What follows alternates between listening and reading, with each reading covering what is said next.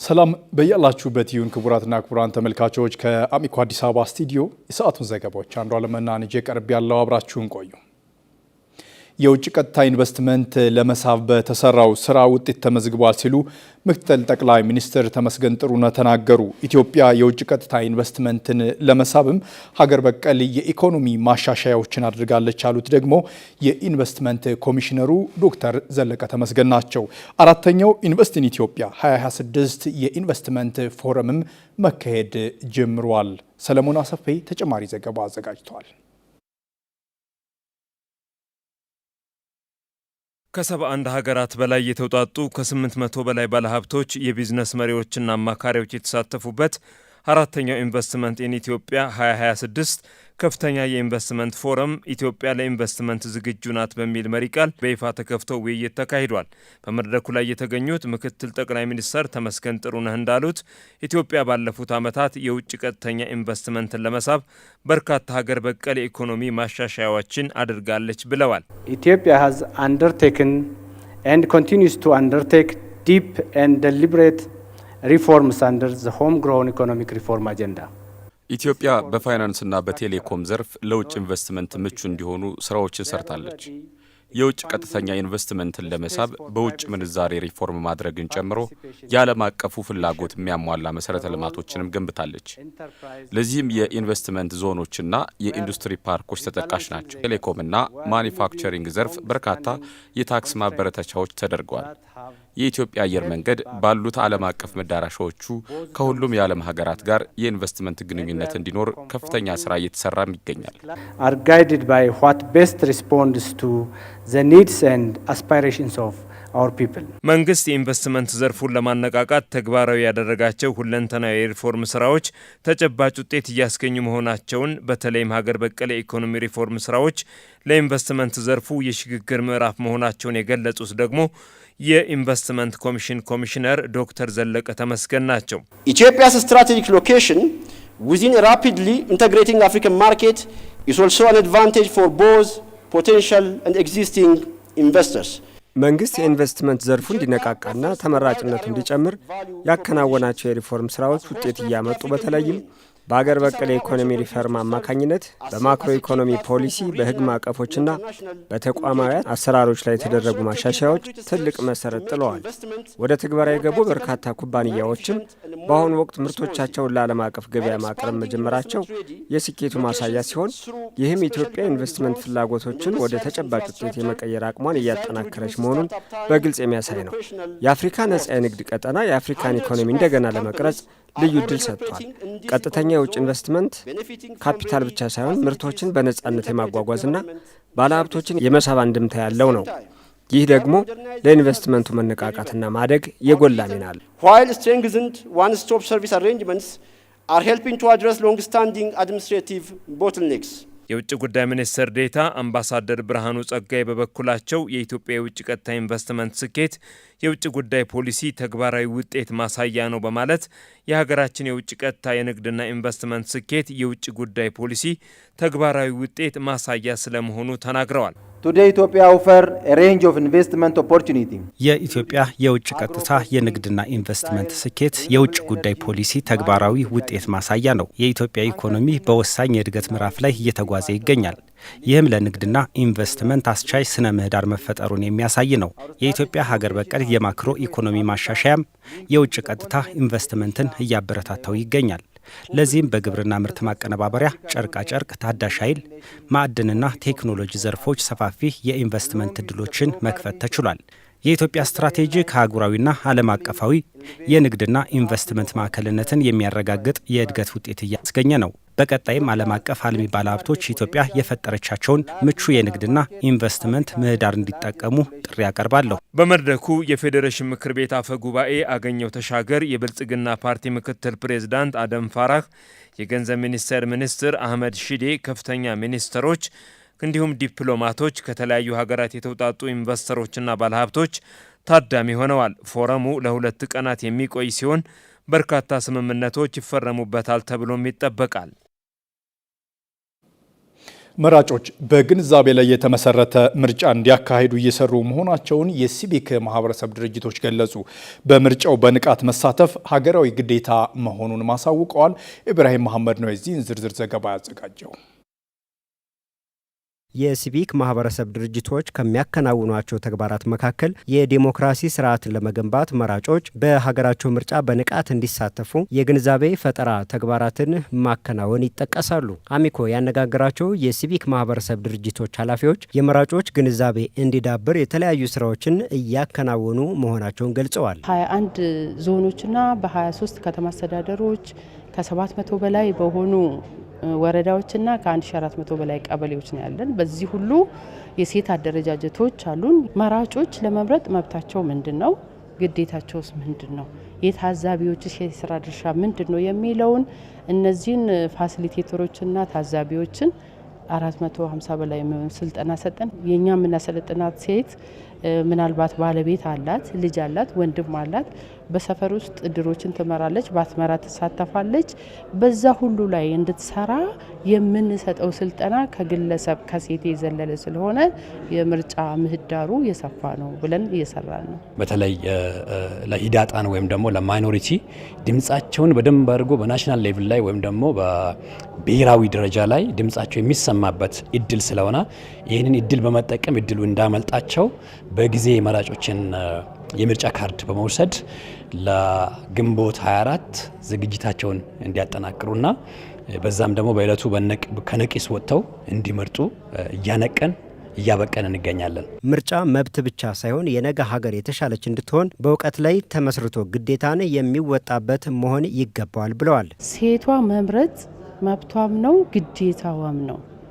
የሷ ያለ መምረጥ የሷ ምን ያገባኛል ብሎ በነገሮች ተሳስሮ መቅረት ለልጇ የማይመች ሀገር ያመጣል። አለመምረጥ ከቁጭት የዘለለ የተረጋጋች ኢትዮጵያን በምኞት አናገኝም። በድምጻችን ሀገራችንን መገንባት እንችላለን። የተሰጠንን እድል እኛ እስከ ጥግ መጠቀም መቻል አለብን። የስልጣን ባለቤቱ ህዝብ ስለሆነ ያንን የባለቤትነት ስልጣኑን ባይ ዲፎልት ወይም ደግሞ በውስጥ ታዋቂነት እያጣ ስለሚሄድ ያ ህዝብ፣ ስለዚህ እሱ የማይፈልገው አካል መጥቶ እሱ ላይ ይወስናል ማለት ነው። ህዝቡ ያንን ኃላፊነቱንና ሀገራዊ እሴት ግንባታ ላይ መሳተፍ ካልቻለ፣ ስለዚህ ህዝብ እንደ ህዝብ መንቃት አለበት። ምርጫ ለሰላም ግንባታ ጉልህ ሚና ስላለው ምርጫ ላይ እንዲሳተፉ ሌሎችንም የማብቃት ስራ መስራት አለበት ብለን እናምናለን። 7ኛው ጠቅላላ ምርጫ ግንቦት 24 ቀን ድምጽ በመስጠት እንደሚካሄድ በመርሃ ግብሩ ታውቋል። በሰሜን ሸዋ ዞን ከ38 ሺህ በላይ ኩንታል ምርጥ ዘር ለማሰባሰብ እየተሰራ መሆኑ ተገለጸ። ከዚህ ውስጥ ከ17 ሺህ ኩንታል በላይ የሚሆነው በህብረት ስራ ማህበራትና በዩኒየኖች ተሰብስበው ደረጃውን በጠበቀ መንገድ እየተዘጋጀ መሆኑን የዞኑ ህብረት ስራ ጽህፈት ቤት ገልጿል። በላይ ተስፋዬ ተጨማሪ ዘገባ አዘጋጅቷል። ደረጃውን የጠበቀ ምርጥ ዘር መጠቀም ከ20 እስከ 50 በመቶ የምርት ጭማሪ እንደሚያመጣ የአማራ ክልል የግብርና ጥራትና ደህንነት ባለስልጣን መረጃ ያሳያል። ምርጥ ዘርን በመጠቀም በኩል ሰፊ ልምድ ያላቸው አካባቢዎችም የምርታማነት መጠናቸው በዚያው ልክ እየጨመረ ነው። ለቀጣይ የመኸር ዘመን ከ3000 ኩንታል በላይ ምርጥ ዘር ለመጠቀም መታቀዱን የሲያ ደብረ ነዋይ ወረዳ ግብርና ጽህፈት ቤት ኃላፊ ጥላሁን እንዳለማው ገልጸዋል። አርሶ አደሩ ረጅም የሆነ ልምድ ስላለው ከምርጥ ዘር ስራዎች ጋር ተያይዞ በ2018 19 ምርት ዘመን 2180 ሄክታር መሬት በማልማት ኦልሞስት ወደ 3270 ኩንታል ምርጥ ዘር ያስፈልገናል ማለት ነው። በዚህም ወደ ከ183 ሺህ ኩንታል በላይ ምርት ይገኛል ብለን አስበን አቅደን እየሰራን ያለንበት ሁኔታ ነው። የዞኑን ምርታማነት ለመጨመር ከ38000 ኩንታል በላይ ምርጥ ዘር ለመሰብሰብ እየተሰራ እንደሆነ የገለጹት የሰሜን ሸዋ ዞን ግብርና መምሪያ ሰብል ልማት ቡድን መሪ አበበ ጌታቸው እስካሁን 78 በመቶ መከናወኑን ገልጸዋል። እንደ ዞናችን በክልሉ ከ60% በላይ የሚሆነውን ምርጥ ዘር ይሸፍናል። ከአቅርቦት ጋር በተያያዘ 28503 ኩንታል ሰበሰበን እንጂ ገና በቀጣይም የሚሰበሰቡ ዘሮች አሉ። የምርት ፖቴንሻላቸው ከፍተኛ የሆኑ ዝርያዎችን ማፈልቅ የሚችሉበት ሁኔታ ቢኖር አርሶ አደሮቻችን ታማኝ ሆነው ምርጥ ዘርን አባዝተው ሌሎች አካባቢ ተደራሽ ለማድረግ እምነት አለን። በሚፈለገው መልኩ ወይም በቅዳችን መሰረት ዘሩን የማሰባሰብ ስራ አልሰራም። ስለዚህ በቀጣይ ደግሞ የሚሆነው ምንድነው? እንደ ጥቅል ሲባል የዘር ማሰባሰብ እቅዳችን 78 በመቶ ነው። ቀሪው መሰብሰብ አለበት እያልን ነው። ምርጥ ዘርን በማባዛት በማሰባሰብና በጥራት በማዘጋጀት በኩል ሰፊ ድርሻ ያለው የተጉለት ዘር ብዜትና ግብይት ዩኒየን በወቅቱ ለማቅረብ እየሰራ መሆኑን የዩኒየኑ ስራ አስኪያጅ መኮንን ገብረ ጊዮርጊስ ያስረዳሉ። ከ11000 ኩንታል በላይ በአሁኑ ሰዓት ሰብስበን አሁን ይህንን እንደምታዩት የዘር ማቀነባበር ስራ እየሰራን ነው። በቀጣይ እስከ 2000 ኩንታል አካባቢ ይቀረናል። እሱ በቅርቡ የምንሰበስበው ይሆናል። የዘር ንጽህና፣ የዘር እርጥበትና የብቅለት መጠን በእኛ ላቦራቶሪ ይህን ያያችሁትን ሰርተን ጨርሰናል። ግን በስፋት 100,000 200,000 አርሶ አደሮች እንዲጠቀሙ በየአመቱ ለማድረግ ዘሩ መክረም የለበትም። እዚህ የተመረተው ዘር አርሶ አደሩ ጋር ሄዶ መሰራጨትና አርሶ አደሩም አምርቶ ገንዘብ ማግኘት አለበት። በሰሜን ሸዋ ዞን በዩኒየኖችና ህብረት ስራ ማህበራት በኩል ከ17000 ኩንታል በላይ ምርጥ ዘር ተሰባስቦ እየተዘጋጀ መሆኑን የዞኑ ህብረት ስራ ጽህፈት ቤት ኃላፊ ዘነበ ኃይሉ ገልጸዋል። በዚህ አመት አሁን 16000 ኩንታል ዘር እንሰበስባለን ብለን ያሰብነው ይሄ ከቁጥር አንጻር ሲታይ አነስተኛ ሊሆን ይችላል። ግን በፋይናንስ በሰው ኃይል አጠቃላይ ጥራት ያለው ዘር ከመሰብሰብ አኳያ ወስዶ ሲታይ የክልሉ መንግስት ሰፖርት አድርጎን ወደ 173 ሚሊዮን ብር ለዩኒየኖች እና ለህብረት ስራ ማህበራትም ጭምር ተደራሽ እንዲሆን ተደርጎ ዘር እየተሰበሰበ ያለበት ሁኔታ ነው ያለው። አሁን ባለው ሰዓት ከ16000 ኩንታል እኛ አልፈን 17600 ኩንታል ምርጥ ዘር ሰብስበን ነው። አሁን እንደምታዩት እዚህ ላይ ተጉለት ዘር ብዜት ዘር እያበጠረ ዘር እያሸገ ፓክ ዳርጎ ነገ ለስርጭት እያዘጋጀ ያለበት ሁኔታ ነው ያለው ማለት ነው። የግብርና ምርትና ምርታማነትን ለማሻሻል በመናደርገው ጥረት ውስጥ ይሄ ዘር መሬት ላይ እንዲያርፍ እናደርገዋለን ማለት ነው። የምርጥ ዘር ፍላጎትንና ደረጃውን በጠበቀ መንገድ ለማቅረብ ቅንጅታዊ አሰራርና የካፒታል አቅም መጠናከር እንዳለበት ነው የስራ ኃላፊዎቹ የተናገሩት። በከተማ አስተዳደሩ ስር ለሚገኙ ከ5800 በላይ ሴቶች የስራ ዕድል መፍጠሩን የደብረ ብርሃን ከተማ አስተዳደር ስራና ክህሎት መምሪያ አስታወቀ። በኢንተርፕራይዝ ለተደራጁ ሴቶች ብድርና የስራ ቦታ በማመቻቸት ውጤታማ ለማድረግ እየሰራሁ ነው ብሏል። አበበችው አላሸት ተጨማሪ ዘገባ አዘጋጅታለች። በተለያዩ ዘርፎች የተሰማሩ ሴቶችን የስራ እንቅስቃሴያቸው ምን ይመስላል፣ ኢኮኖሚው ተጠቃሚ ለመሆን እያከናወኑት ያለው ተግባር ምንድነው የሚለውን በጥቂቱ እንመለከታለን። እንዴት ነሽ? ሰላም ሰላም ነው። እግዚአብሔር ይመስገን። ስራ እንዴት ነው? ስራ ቆንጆ ነው፣ እግዚአብሔር ይመስገን። መልካም ነው። ተዋወቅ። እሺ፣ ሮሆቦት ሳሙኤል እባላለሁ። የሮሆቦት የቆዳ ውጤቶች ማምረቻ ባለቤትና ስራ አስኪያጅ ነኝ። ቆዳና ቆዳ ውጤቶችን ወደ መስራቱ እንዴት ገባችሁ ሮሆቦት? መጀመሪያ እኔ በኬሚካል ኢንጂነሪንግ ነበር የተመረቅኩት። ከአዳማ ሳይንስና ቴክኖሎጂ ዩኒቨርሲቲ ተመርቄ ነበር። ግን ቦርሳዎችን፣ ቀበቶችን መስራት ውስጤ ነበር፣ በፊትም እወድ ነበርና ከተመረቅኩ በኋላ ድጋሚ ተማርኩኝ እሱን ባጫጭር ኮርስ። ምርቶችሽን እንዴት ነው ለተጠቃሚው የምታቀርቢው? አሁን ላይ በዋነኝነት እዚህ መጥቶ የሚገዛኝ ሰው ነው ያለው። ሲቀጥል ደግሞ ቲክቶክ ላይ ሶሻል ሚዲያ ላይ አሁን እየተጠቀምኩ ነው ያለሁት። በዛም እየሸጥኩ ነው። ይመስገን ደህና ነው።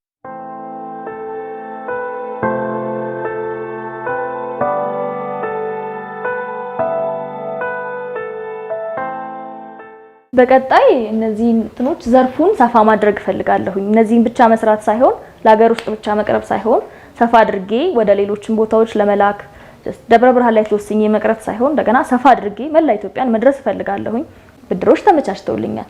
ከዋሊያም እቃ ወስጄ ነበር፣ እሱን አግኝቻለሁ። እሱን ግን ከፍዬ ጨርሻለሁ። በርቺ።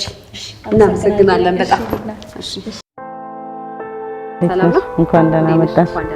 እዚች ጋር ኬሚካል ትረግጫለሽ። እዚህ እንቁላል ስቶክ የምናደርግበት ነው። እንዴት ነው ስራ? የግብርና ነክ ነገር ነው የሚማርከኝ። ስለዚህ በቃ የምወደው እሱ ነው። አወኩኝ ከምን መጀመር አለብኝ። ያው ከትንሹ ነው የምትጀምሪው አይደለ? ከዶሮ እርባታ እንጀምር በሚለው ስለዚህ እዚህ ጀመርን ማለት ነው። አሁን ደግሞ በክቡር ከንቲባ ተወድሎ አማካኝነት መሬት ተሰጥቶን ሼድ እየገነባን ነው። በጣም ከዚህ በበለጠ ታገኙናላችሁ ማለት ነው በቀጣይ። አሁን እዚህ ከ1100 1200 አካባቢ ዶሮች ነው ያሉት። እኔ እንግዲህ 5 ልጆች አሉኝ፣ ባለትዳር ነኝ። ልጆቼንም እያሳደኩ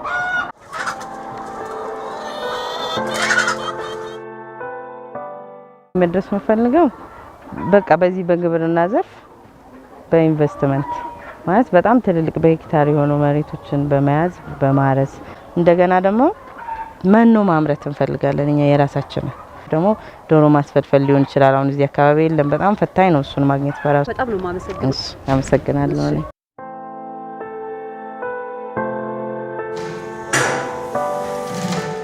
ሴቶች በኢኮኖሚ ተጠቃሚ እንዲሆኑ በተለያዩ ዘርፎች እንዲሰማሩ የደብረ ብርሃን ከተማ አስተዳደር ስራና ስልጠና መምሪያ ምን እየሰራ ነው ስንል የመምሪያውን ኃላፊ አቶ ብዙአየሁ ሰኢድን ጠይቀናል። አቶ ብዙአየሁ ለቃለ መጠይቁ ፈቃደኛ ስለሆኑ ከልብ አመሰግናለሁ። እኔም አመሰግናለሁ። ሴቶች የስራ እድል ተጠቃሚ መሆን መቻል አለባቸው ብለን ፕላን አድርገናል። አሁን 5895 የሚሆኑት ወይም 61% የሚሆነውን ከስራ ጋር አገናኝተናል ማለት ነው። ሴቶችን በኢኮኖሚ ተጠቃሚ ለማድረግ የብድር አቅርቦቱ ምንድን ነበር የሚመስለው? የመደበኛ ብድሩ ላይም ተዘዋዋሪ ብድሩ ላይም ሁሉም ላይ ሴቶችን ያሳትፋል። 26.8 ሚሊዮን ብር እናሰራጫለን ብለን አስበን አሁን ወደ 20.4 ሚሊዮን ብር የማሰራጨት ስራ ሰርተናል ማለት ነው። ከዚህ ውስጥ 10683 የሚሆኑ ሴቶች ናቸው። ሁለተኛ የብድር ስርዓት ተዘዋዋሪ ብድር እንዲጠቀሙ ማድረግ ነው። እስካሁን ወደ 6 ኢንተርፕራይዞች 20 አንቀሳቃሾች 4.5 ሚሊዮን ብር እንዲጠቀሙ ተደርገናል እስካሁን በደረስንበት ማለት ነው። ስለዚህ እዚህም 4.5 ሚሊዮን ብር ላይ አሳትፈን የምንሄድ ሼድም ስንሰጥ 50% ሴቶች መሆን አለባቸው። መምሪያው ውጤታማ ነው ማለት ይቻላል። 50% ማሳካት መቻል አለብን ብለን ፕላን አድርገናል። በበጀት ዓመት ውስጥ አቅደን የገባ ነው። ከመዘገብነው ውስጥ 61% ላይ ደርሰናል። ስለዚህ ሴቶችን ታሳቢ ያደረገ የስራ ዕድል ፈጠራ ስራ ተሰርቷል ብለን እንል እንችላለን ማለት ነው። አመሰግናለሁ። እኔም አመሰግናለሁ። ኢትዮጵያዊ ሴት አንዱ መገለጫ ታላቅ ማክበር ስለሆነ አምባሳደር ያሉ እኔ ልቀድም አልችልም። ኢትዮጵያን ሴቶች ከሶስቱ ሃይማኖቶች ለይተን ማየት አንችልም እና ሰው ለመሆን እሴት ያስፈልገዋል። ያለ ሰው ምንም እንዳልሆነ የሚያሳዩ ሜታፎሮች አሉ። እኛ አንድ ሰው አስቦ አንድ በሬ ስቦ የሚሆን ነገር የለም ይላል የኛ ሰውና ቡና ላይ ሀሳብ የሚለዋወጡበት ይመስለኛል። ተርቲብ ይባላል። አልፎ ሄጅ ሊሆን ይችላል። ቁርስ ተመግበው ነው የሚሄድ። ባላገሩ ከበረው ማህበረሰብ እንዳሁኑ የቲክቶክ ቴሌግራም ምናምን አለ እና እንደዚህ አይነት የቡና ፕሮግራሞች ሲኖሩ ነው የበለጠ የልብ ልቡን የሚያውቀው የሚገናኘው። በአሁኑ ጊዜ ግጭትን የለመለማመድ ያችን ፓርት ነው የጎዳት። ይሄ እንቅስቃሴ 1960ዎቹ አምላክ የለም ስትለው አብሮ የሚነሳ ነገር አለ አብሮ ማለት ነው። ከዛ በኋላ ጭካኔ ለረጅም ጊዜ በግጭት ውስጥ በጦርነት ውስጥ ባለመግባባት ውስጥ መቆየት እንደዛ አይነት ነገሮችን ኖርማል አድርገን እንድንቀበል አድርገን ይመስለኛል። ትምህርት በራሱ መማር ባህልን እሴትን አያስጠብቅም።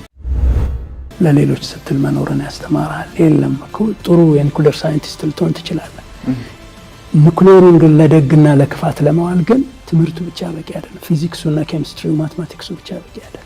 ሰው የራሱን ኢንቫይሮንመንት ይፈትሻል፣ ያውቃል። የተከፈቱ የሴት የሸለቆ ክፍተቶችን መሙላት ያለባቸው ተቋማት እነማን ናቸው? ለማህበረሰቡ እዚህ ግባ የማይባል አስተዋጽኦ የሌላቸውን ሰዎች ሮል ሞዴል እንዲሆኑ አግንነ ካወጣቸው ወጣቱ ያው የዘራውን ነው የምታጭደው። መነሻ ምክንያታቸው አንድ ስላልሆነ የሚፈልጉትም የመፍትሄ መንገድ ብዙ ነው። በጋራ ያበድንባቸው ጊዜያት አሉ። አሁን ግን እስኪ ደግሞ ቁጭ ብለን ተነጋግረን አይተን አስበን ለሁላችንም የሚበጅ ከባህላችን እንደው የተቀዳ መፍትሄ አይጠፋም። የባህል ሕክምና አለን እና አሁን የደከመን ይመስለኛል። አሁን ለሽምግልና ዝግጁ ይመስለኛል ሁሉም ወገን።